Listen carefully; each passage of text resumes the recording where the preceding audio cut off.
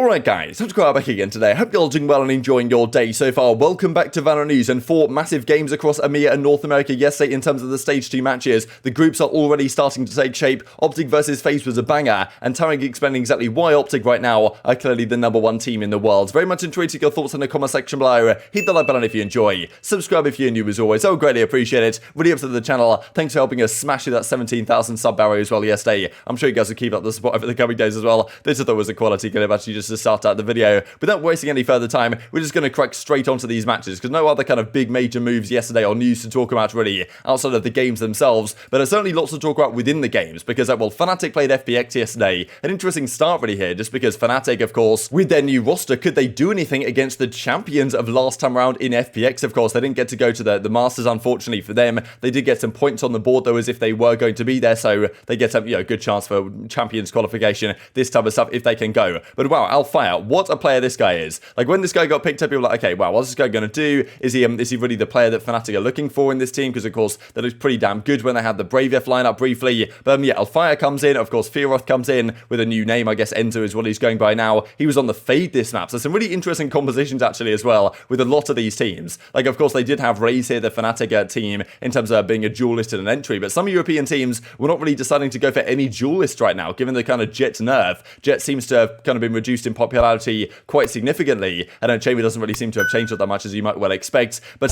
still, some really interesting meta changes we are starting to see. But I mean, this Alfire is just absolutely absurd. It gets all the kills with the Raze, just absolutely monstrous to be honest, especially with the Sheriff to start things off. That gives them one round. They end up losing this map anyway. They're already at 1-0 at this point. There's also some interesting compositions here. I guess this is on the Icebox. Both teams kind of going for a no duelist composition, right? So we've got a Sova here, of course, Killjoy, Viper, Chamber, and Sky. Pretty similar composition on the other side with Fader and KO instead. But again, no duelist, right? No Jet. So it's interesting to see how this is developing. I've got, of course, Faders coming through here for Angel. There was also some other interesting picks that were being made. Angel actually pulled out a Yoru in one of the maps this series. So yeah, just really some really interesting meta testing going on right now in all the regions. And I do wonder if kind of the team to adapt maybe Fade first is going to be the team or teams that really will kind of extend their advantage this time. But yeah, pretty much everyone seems to be experimenting right now, and maybe like no duelist at all on at least some maps is actually a viable strategy. We might see that here a little bit more in a second, but it goes all the way to of course the Icebox. Turko gets a massive ace right here for Fnatic. Of course, that was very unfortunate. He wasn't able to play at the Masters anyway, so it's good to see them kind of back in business, and Alfire seems to be a great pickup for them.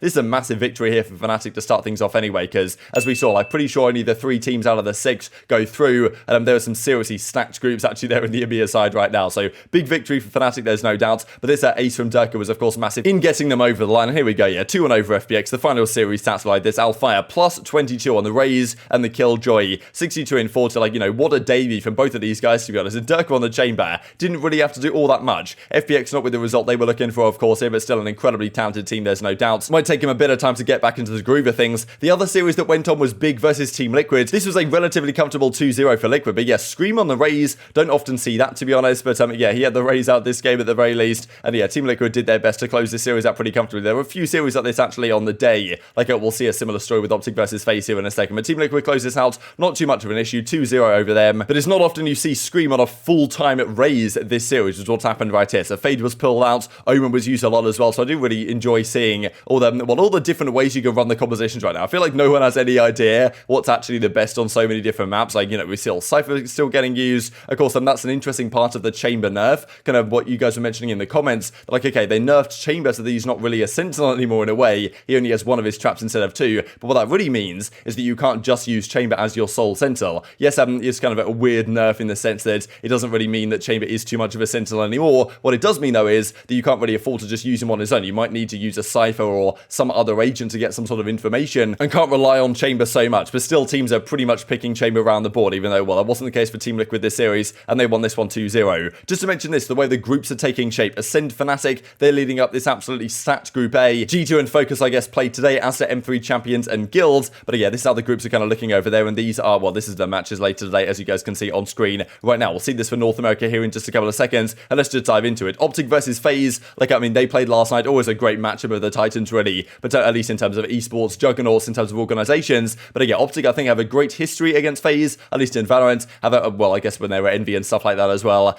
generally performing rather well against them, and it was the same case this series. Honestly, I thought FaZe did pretty well here, all things things considered, the fact that, you know, Dicey and babybay were the two pretty much hard carries that got them through. Like, we want to play this is from, yeah, this guy's just absolutely absurd. But, you know, obviously they were kind of the two hard carries that got them through the qualifier, got them into this situation. But yeah, your first series, you got to play OpTic. It's a pretty hard time, of course, well, the Masters champions from not too long ago. And Ye was farming so hard, like he was just out of control this series. Like, this guy on the chamber is so hard to stop, it's incredible. You can just guarantee he's going to get so many impactful frags every single game. And this was, well, another example right here. And I honestly felt like this game could have been more comfortable. It ended up 13-8, I believe, here on the Ascent. Could have been like 13-6 or even better, to be honest. But OpTic just about closed it out in the end. Of course, this is kind of some of the old Rise core on the FaZe team now, with them two kind of superstars, as at least, well, that's how they plan to set them up in babybay and Dicey. But against a team like OpTic that they have the same thing going on, is tough to match, especially because Marved and Ye started off this game in ridiculous fashion. This is the screenshot right here, as you guys can see. We are 12 rounds into this game, and Ye, if you guys can, well, I think you can just about see it on the left-hand side, has 20 kills, and Marved has 17. So they have between them 37 kills in just 12 rounds of Valorant. Like, the rest of the team, like Victor's sitting here on the neon thinking, okay, cheers lads, thanks for the hard carry. It ends up 13-8 in this series, but as Ethan says, Marved and Ye have 37 frags combined, and it is round 12. So just absolutely ridiculous from both of these guys. And that's what really has impressed me most about OpTic, is it's not just the Ye show, right? Of course, you know, we talked a fair bit about Sentinels the last few days, but, you know, the whole TenZ situation over there, that if he doesn't go off and drop 40 frags, they have a tough time winning a map. And well, in OpTic, it's not the case at all. Like, Ye doesn't need to absolutely go off on the main stage. He usually does, but even when he is there, there's still other people there supporting him and dropping great numbers as well, and supporting the team. So OpTic right now, they've really continued their form, I thought, into the series rather nicely from their success at Champions. Some interesting conversations, it must be said as well, right? We've still got the neon coming out here for Victor, so that was kind of cool to see, despite the nerf that did come through. Then we go to Fracture. I really enjoy seeing Fracture being played. I think it's such an interesting map and such an interesting, like, map design, to be honest. And it does seem to create some really interesting dynamics, to be honest. But here comes Ye again. Like, if you're going to peek this corner into Ye, you better get ready to get, you know, double hits in the head by the Headhunter. And then, of course, he chamber TPs away, which arguably should or should not have been one of the nerfs that came through. But so, yeah, this is one of the crucial rounds that they had early on. At this point, it's a really close game, actually, but Crashies comes up huge, as does Ye. And yeah, this 9-7 pretty much, like, broke the back of FaZe in a way, and ended up, well, closing out the game. But, I mean, yeah, like, Dicey tries to come into the site here, gets a beautiful shot onto FNS, but Crashies and Ye in a 2 versus 5. Obviously, they are against, like, an Hiko at this point, but, you know, they get the job done and close this one out. So, of course, it's kind of always tough when you're FaZe or in a situation like this, where you're kind of Hiko in, you're trying to do your best, and you get a 2 versus 5 advantage, you throw it away. Like, it's kind of bittersweet in a way. Like, the Crashies goes huge here at the end. Like, yeah, what a clutch from him to close things out, or at least able to help the team close things out, as they did eventually, 13-9. So, wasn't completely dominant by OpTic. It was 13-8, 13-9, but relatively comfortable at the end of the day. Yeah, he's happy about it. 2-0 versus FaZe Clan. Good start for them, no doubt. I'll share what Tarik has to say on this. He was kind of reacting to one of these particular rounds, being like, you know, wow, this is just one of the examples that shows why OpTic are just so good and hard to beat.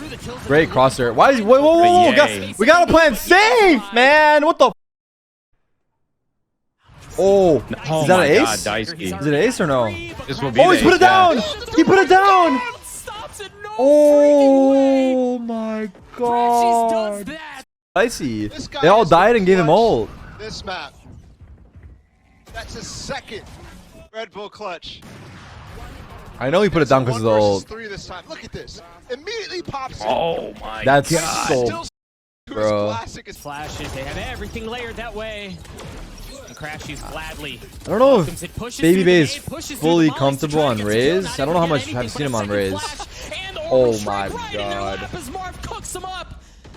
Poison babybay both fall. How do you answer all this pressure and util? It just looks like they're trying to get my out of this thing as God. fast as possible. Prime Gaming Flawless comes through, and that, Paula, that was a work of Fire a art. pro team, player on a pro team, or a coach, or a GM, tier 2, I would just be taking notes on OpTic's defensive setups on this map. They just look impenetrable. Everyone's watching him right now. I mean, they are the #1.